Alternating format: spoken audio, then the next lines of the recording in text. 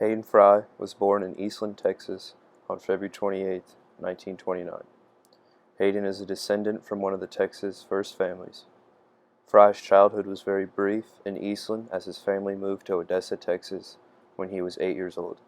As soon as Fry was old enough to work, he did. He wanted to help his family during the Great Depression. Hayden still managed to play three sports in basketball, football, and track. Fry's favorite sport was football. In high school, Fry played both safety and quarterback. His senior season, Fry led Odessa to 14 straight wins, and the team committed 0 turnovers and went on to win the state title that year. Fry then went on to play quarterback at Baylor University. He stayed for all 4 years and had decent playing time.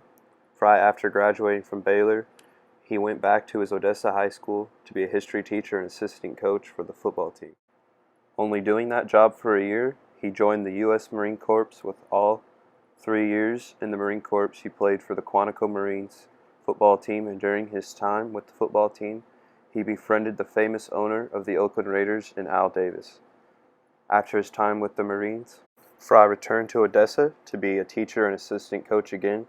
After 1 season, the Odessa head coach left, and Odessa promoted Fry. After 3 successful years as head coach, Baylor hired him as a defensive backs coach. Fry spent 2 seasons at Baylor until taking another job as an assistant job at Arkansas. After just a season at Arkansas, he took his first head coaching job at Southern Methodist University.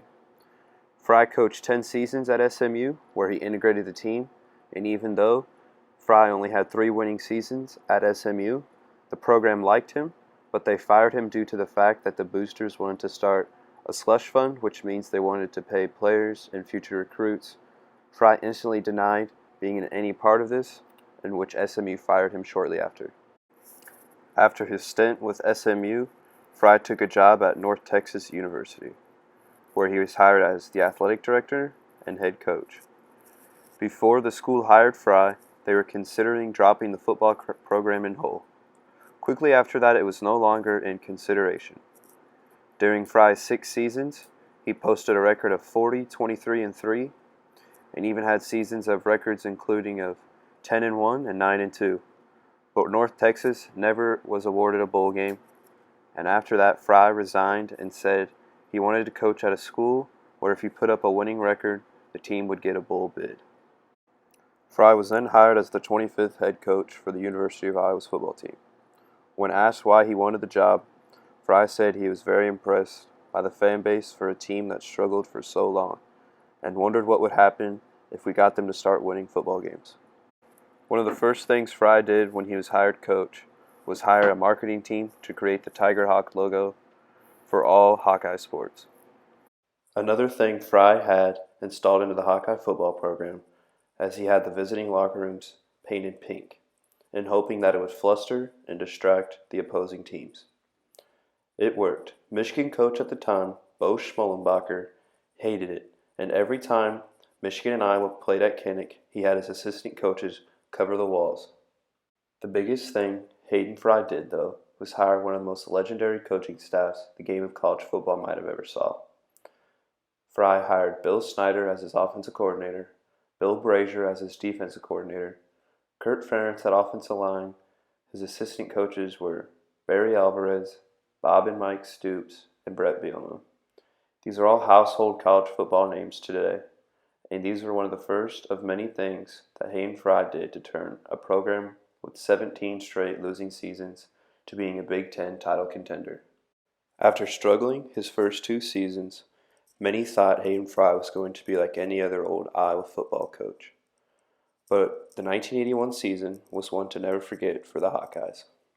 The 1980 season included victories against 6th-ranked Nebraska, weeks later against 6th-ranked UCLA. The Hawks beat Michigan for the first time in 14 years, and also snapped a 20-game skid against Purdue. They reached the Rose Bowl for the first time since 1959, and accomplished a first winning season in 14 years and first bowl appearance in 23 years. After the unforgettable 1981 season, Fry led the Hawkeyes to 8 straight bowl games, and in 1985 he had another historic season for the Hawkeyes.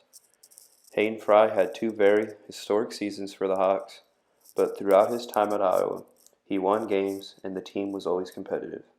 He also got the program to where it is today. The 1985 season for the University of Iowa was probably one of the best in Hawkeye football history. Fry led the Hawkeyes to number 1 in the AP poll and remained number 1 for 5 weeks. Midway through his historic 1985 season, the number 1 Hawkeyes hosted the number 2 Wolverines in Iowa City. The Hawkeyes, led by Chuck Long, remained undefeated. As place kicker, Rob Hufflin made 4 field goals and 1 as time expired for the Hawkeyes to remain undefeated.